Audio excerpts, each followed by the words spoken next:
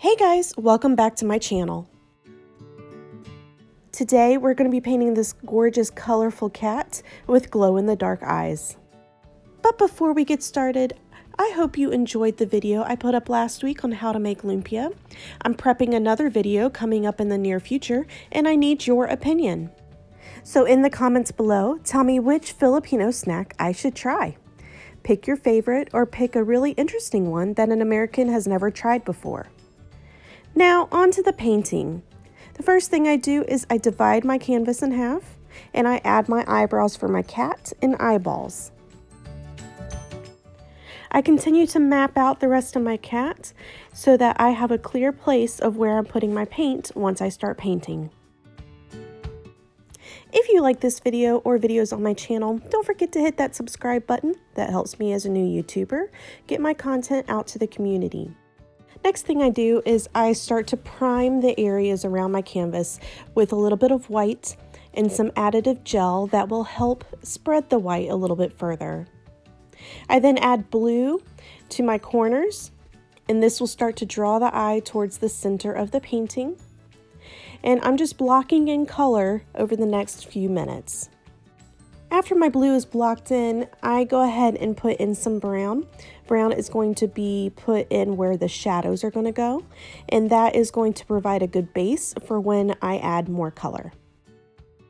Next, I want to put in some color on my eyes. I want to make sure that these eyes are a beautiful yellow green that has multiple dimensions to it. So I go ahead and put a base color of a viridian green down on my eyes to block in the color. As I'm blocking in that color, I wanted to draw your attention to what's in my shop currently. I have this beautiful jellyfish, this gorgeous angel, and a beautiful wooden cutout of a bear claw. These are just a few things that are in my Etsy shop listed in the description below. Now that my eyes are blocked in properly, I want to start working on blocking in more color. And you're going to notice that I'm going to say blocking a lot just because we've got a lot of canvas to cover. And so the details really don't matter at this point. It's really just getting the color on the canvas.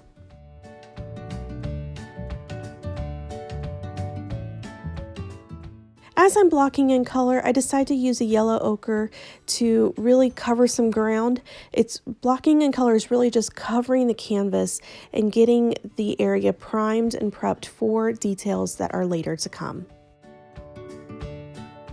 Now that most of my area is primed with some kind of color, whether it be white, whether it be blue, yellow, orange, I start to work on some details. I want to make sure that my brush strokes are in the direction of the fur, and I want to make sure that they are light and airy with whatever color I put on. And when I'm putting on color, I want to make sure that color stays nice and pure. And so that's the point of making this thing colorful, is that the color that you put on the canvas is pure. I'm also brushing in some white around the eyes because I want the eyes to pop, and so I'm allowing that to mix in with the paint that's currently already on the canvas. Now I'm coming back in with some white on top of some of the color. I want to draw my eye to certain points but also draw my eye away from certain points, and this is going to allow me to do that. I'm going to continue with that white around the nose and around the mouth to really give it a good finished look. Once I get to that point, I'm going to fill in my nose with an orange color. I'm just blocking in the color and going to add the detail later. Now I'm going to continue adding different colors to the canvas. I want to make sure that the colors again are pure I want them to pop individually as well as work as a team in providing this overall look for this cat.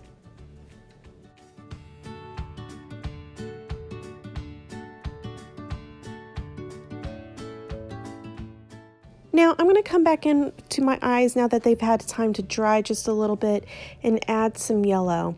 I want the yellow to really pop and give that gorgeous yellow-green color that you see in a lot of cats. And so I add the yellow in a sphere-like stroke. I want to make sure that the eyeballs are different than the fur and that it looks round whenever I'm putting my brush strokes down. I then come in with a shadow color towards the top of the eyeball. I want to make sure that these eyes are set into the cat and not popping out or not flat. And so a good shadow across the top of the eye where the eyebrow comes over it will give that illusion. Now this painting is all about layers, and you noticed I layered in with starting with my color blocking into my shadows, into some more color. And so this is going to be my final color. I want to make sure that this color doesn't blend as much as the others did. And so I'm just really coming in with some pure color on my brush and brushing it in. I'm going to do oranges, yellows, reds, blues, and want to make sure that those colors pop individually and work together. Once the color layer in the fur is done, I go back into my eyes because I want to layer in this color into my eyeballs. I'm adding more deeper, richer shadows to really set those eyes in place. I zoomed it in a little bit so that you can see really what's going on. I'm adding some more of that shadow around the eyebrow line as well as around where the pupil is going to go.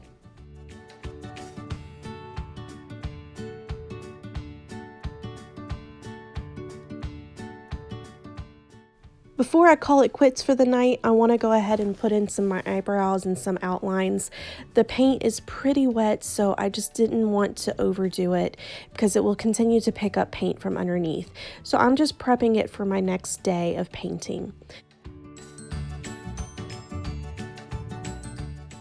Normally, I don't like stretching out paintings more than a couple of sittings in the same day. I don't like doing it in a couple of days. I feel like sometimes I lose momentum. And so, but this particular one, it was so late at night, I just knew that I needed to let it dry really well before I came back in with some finishing touches.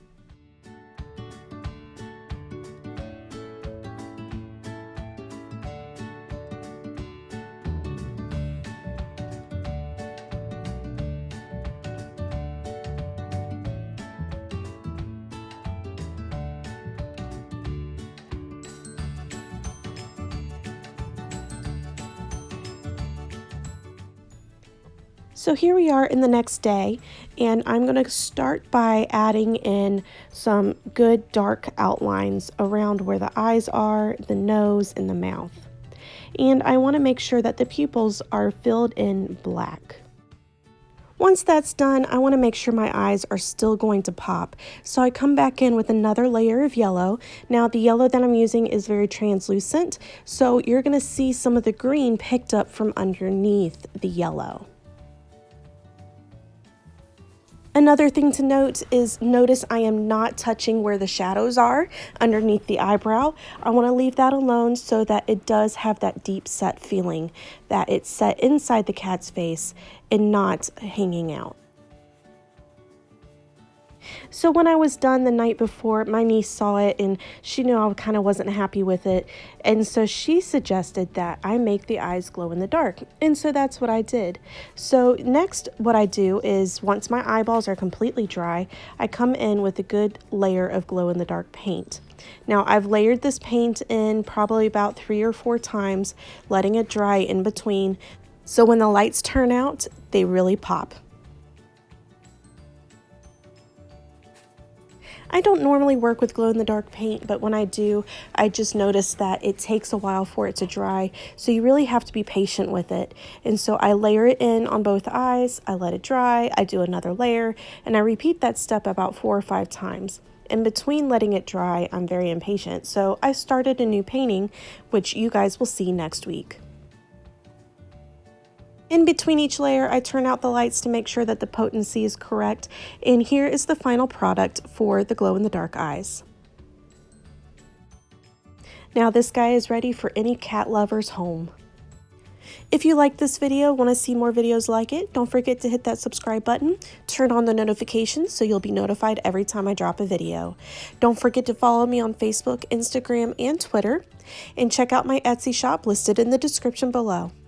Thank you guys so much for watching, and I'll see you guys next time.